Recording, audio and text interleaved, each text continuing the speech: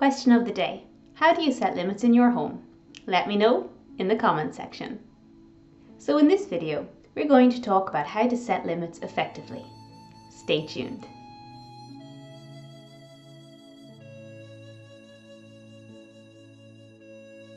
The word discipline means to teach. It's much easier to teach somebody when you approach the lesson from a positive perspective. All people listen better when a teacher remains calm. They simply give off this wiser, more respectable demeanor, and so we're more likely to listen to what it is they have to say. In contrast, when somebody is ranting and raving, we're less likely to listen because the energy feels argumentative. We're instantly, unconsciously, looking for the areas that we disagree with.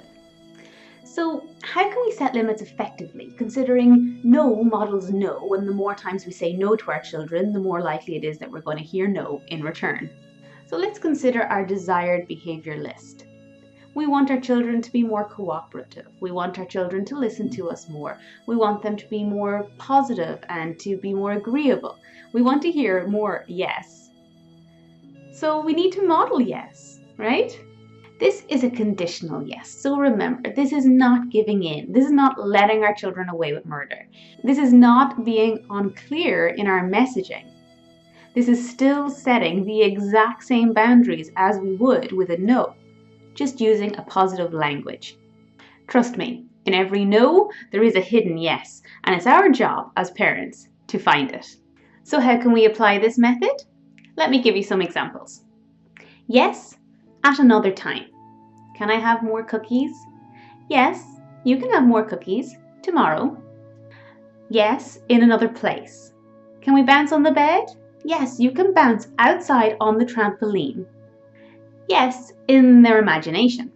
Can I have a new doll? Wouldn't it be lovely to have a new doll? What would you call her? Which type of doll would you like? Would you like her to have long hair? Or do you want a baby doll? Allow your child to explore it in their imagination. But you're still not saying yes or giving in. You're just playing along with the game. A lot of the time, this is enough for our children. A lot of the time, our kids don't even really need a new doll or want a new doll. They just kind of want to go there in their mind. They just want to explore that and to have that excitement inside themselves of what it feels like whenever they get a new toy. So you can allow them to experience that same energy and that same feeling of excitement through their imagination. Yes, when? So in this example, let's say you're busy working and your child wants you to read them a story. Instead of saying, no, mommy's busy, which quite likely cause tears, okay, an awful upset, instead you're going to say, yes, when? So yes, I'll read you a story when I finish my work. And the last is yes with empathy for the feeling. Yes, you're angry. It's still not okay to hit in this family. It's still not okay to hit. So this method actually has some other perks. One of them is that it teaches your child a more socially acceptable way of behaving out in society. They're less likely to be stamping their feet, crossing their arms and saying a big grumpy no for, the small things. And it teaches them to keep that no for times whenever it's really needed, like in times of danger.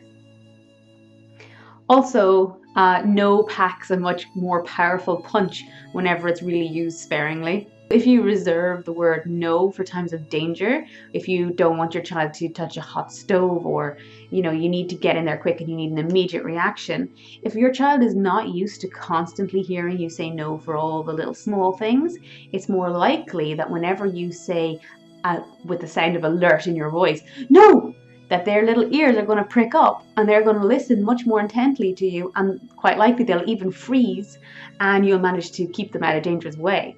So it's important to reserve your no for times of danger and not to just use it here and there for, no, we're not going to the shop right now, or no, you can't have a new toy. The word no can be actually really, really powerful as long as we use it effectively. So don't overuse it. If you like this video, please click like below and consider subscribing.